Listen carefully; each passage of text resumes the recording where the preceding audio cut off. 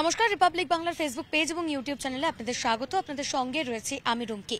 আর এই মুহূর্তে আমি দাঁড়িয়ে রয়েছি শহীদ মিনারের পাদদেশে, যেখানে লাগাতার সংগ্রামী যৌথ মঞ্চের সদস্যরা অর্থাৎ সরকারি কর্মচারীরা তারা অবস্থান বিক্ষোভ করছেন এবং এই ৩৭৩ দিন ধরে তারা বঞ্চনার অভিযোগে এই অবস্থান বিক্ষোভ করছেন।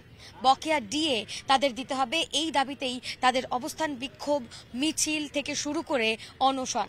কিন্তু এখনো পর্যন্ত রাজ্য সরকারের টনক নড়েনি। মুখ্যমন্ত্রী মমতা বন্দ্যোপাধ্যায় তার তরফ থেকেও কোনো রকম কোনো বার্তা মেলেনি, বরং উল্টে মিলেছে হুমকি। আর এই পরিস্থিতিতে মুখ্যমন্ত্রী মমতা বন্দ্যোপাধ্যায় তিনি কেন্দ্রীয় বঞ্চনার অভিযোগে অবস্থান বিক্ষোভ করছেন বা ধর্ণা করছেন বি.আর. আম্বেদকরের মূর্তির পাদদেশে। আর এই নিয়েই কটাক্ষ করছেন সংগ্রামী যৌথ মঞ্চের সদস্যরা। তারা বলছেন যে রাজ্যের মানুষ বঞ্চিত, রাজ্যের শিক্ষিত বেকার যুব সমাজ বঞ্চিত, রাজ্যের সরকারি কর্মীরা বঞ্চিত, যারা লাগাতার অবস্থান করছে, মিছিল করছে, অনশন করছে এবং কোথাও গিয়ে চাকরি প্রার্থীদের মার খেতে হচ্ছে এবং এরই পাশাপাশি তাদেরকে গ্রেফতারও করছে পুলিশ। ঠিক এই রকম পরিস্থিতিতে রাজ্যের মুখ্যমন্ত্রী তিনি বঞ্চনার অভিযোগে ধর্ণা করছেন।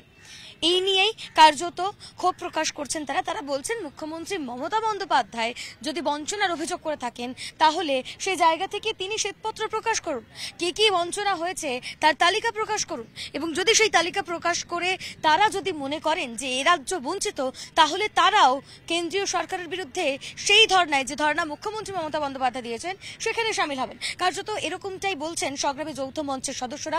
এরই পাশাপাশি সংগ্রামী যৌথ মঞ্চের আহ্বায়ক ভাস্কর ঘোষ তিনি বলছেন যে মুখ্যমন্ত্রী মমতা বন্দ্যোপাধ্যায় বা শাসক দলের নেতারা যে কোনো অভিযোগেই তারা সুপ্রিম কোর্ট পর্যন্ত যায়, তাহলে এই যে এত বঞ্চনা হচ্ছে তাহলে কেন সুপ্রিম কোর্টে যাচ্ছেন না মমতা বন্দ্যোপাধ্যায়, তা নিয়েও প্রশ্ন তুলেছেন সংগ্রামী যৌথ মঞ্চের আহ্বায়ক ভাস্কর ঘোষ। লাগাতার তাদের যে আন্দোলন, সেই আন্দোলন চলছে এবং এরই পাশাপাশি এর আগে তাদেরকে এই মুখ্যমন্ত্রী ধর্ণা কর্মসূচির জন্য কলকাতা পুলিশের তরফ থেকে উঠে যাওয়ার নির্দেশ দেওয়া হয়, যদিও সেই নির্দেশ তারা মানেননি। সেই কারণে যথেষ্টই নিরাপত্তা ব্যবস্থা আঁটোসাঁটো করা হয়েছে এই শহীদ মিনার চত্বরে এবং এরই পাশাপাশি তারা সেনাবাহিনীকে একটি চিঠিও দিয়েছেন, যেখানে তারা ধর্ণার জন্য আবেদন জানিয়েছে, যদিও সেখান থেকে কোনো রিপ্লাই এখনো পর্যন্ত আসেননি বলেই জানাচ্ছেন সংগ্রামী যৌথ মঞ্চের সদস্যরা।